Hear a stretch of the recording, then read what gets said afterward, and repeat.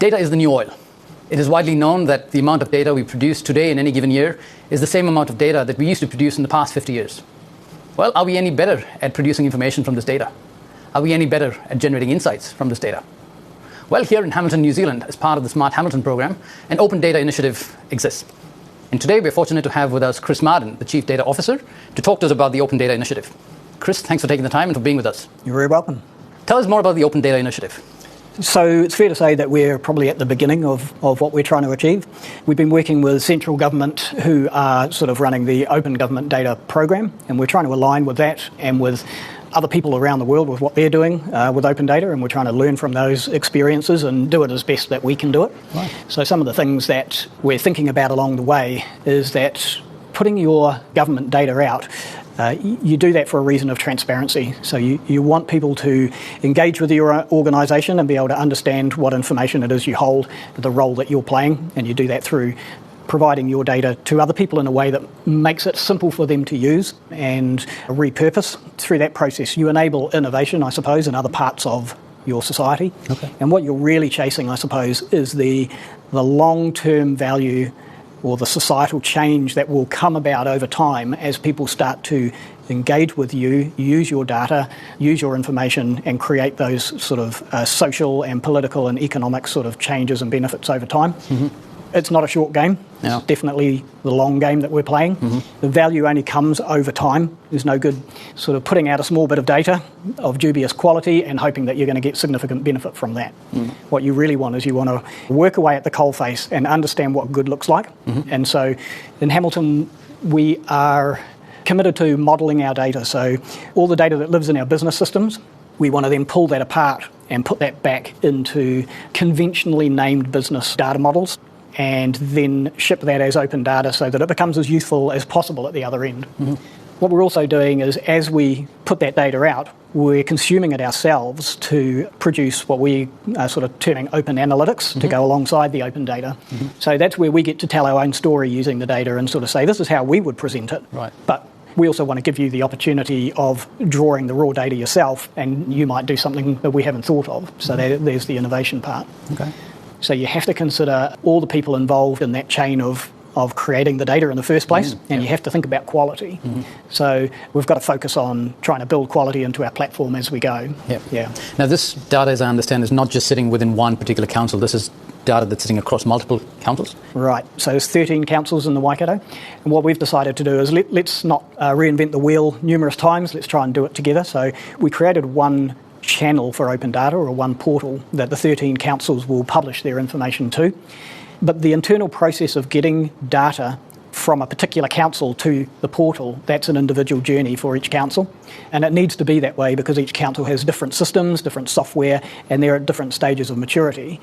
I think the benefit in doing it together is that the more mature councils, or the councils that have got more time to put into this, will do the learning and share that amongst the region.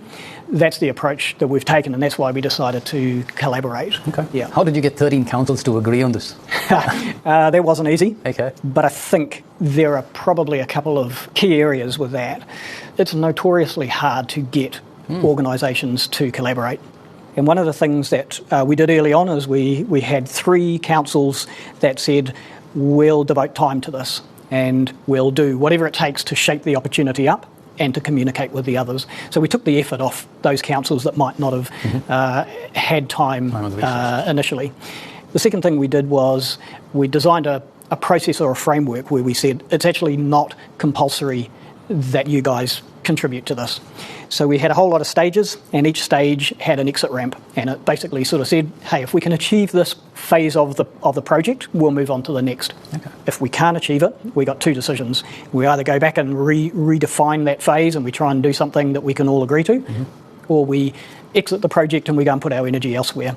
And I think that created quite a lot of freedom within the project. People didn't feel like they were stuck in an endless loop of having to try and do something. So, fortunately, it kind of panned out. So that's great. Yeah. Was there a larger societal objective that was driving the councils to say, yes, we have to engage in this process? I mean, apart from just having more data sets available, more transparency, was there a wicked problem, as they call it? Yeah. So I mean, open data is the wicked problem. This is a global thing. It's certainly being promoted by central government, and councils know and feel compelled to try and do something about this at some stage. So by moving together as a region, those councils that might never have sort of got there or considered the problem for some years down the track, they got the opportunity of being able to actually just learn a little bit as we go and get ahead of the game, so to speak. So, Has there been any early wins in any particular area of how the community or society has used some of these data sets to improve decisions or come out with new ideas or make changes? So I think it's a bit early in the piece for some of those early wins in terms of real innovation. What we are experiencing is those organisations that like to procure data from us, they're finding it easier to do that. And that was one of the key drivers from the outset. If you're looking for data across the region, you don't want to have to go to 13 councils and try and find the right people to talk to. You want to go to one place and kind of have it all there. So, what's been the relationship with external vendors, so, folks and institutions that sit outside of the council remit, particularly private sector organizations that are technology-based organizations and the others? Because obviously that building that innovation ecosystem has to be quite a critical part of this initiative. Obviously, open data relies somewhat on technology. We've got to have a portal, and so we selected a vendor to work with based on the fact that some councils were already working with a particular vendor. We had a bunch of selection criteria, but at the end of the day, we wanted this thing to be as low cost as possible. And the reason for that is we didn't want it to be a barrier to other councils coming on board. Since we have launched this, though, we've had quite a big show of interest from other technology companies who are sort of going, hey, well, as your open data grows, this will be a great place for us to potentially come and use that information to do other things with. So, yeah, we've had a lot of interest, but there's no real sort of use on the innovation front yet. It'll come. Okay. Yep. And so if you had a crystal ball and, you had to gaze over the next 3 to 5 years, what sort of outcomes would you expect to see from this initiative? The first thing is that internally as councils, we'd really start to push a lot more data to the platform. On the other side, from the consumption side, I would expect people to start looking at that information and building apps or building programs and that sort of thing that help people understand what's going on around them. As I alluded to earlier around the societal change, I'd expect people to start using that information to inform themselves so they can have better conversations with local government. In that context of getting society engaged, a big part of it is also data literacy. Correct. I know the Waikato region has a growing young population, and so while technology might not be too much of a barrier to them as far as entry and understanding data, how are you getting the rest of the community engaged in that conversation around data literacy? So probably no real action at this stage. And that's really based on the fact that we're at the bottom of the curve. The data stocks need to grow to a point where there's enough in there for people to really go, yeah, hey, look, let's do something with this. But some ideas certainly have started to emerge. The library's a great space. It's a public place, and there's a big opportunity for us to be able to run a quarterly outreach sessions or those sorts of things from a space like this. We also do a bit of advertising here and there as new data sets are released. We like to advertise those, and we always give out our contact details, so we're encouraging people to connect with us. The other thing, I suppose, is that as we set this project up, we stood up a customer reference group. So we went out to the community and we sort of said, if you want to be a part of this, please register. We ended up with about 180 participating organisations who we have a list of contact details for. We use them to sort of garner responses from. So we'll be polling them, hey, we've put this data out, how useful are you finding it? And that's led to a few changes already in the way that we actually post some of our data up. Right. I guess every time we talk about data, there's this issue around privacy.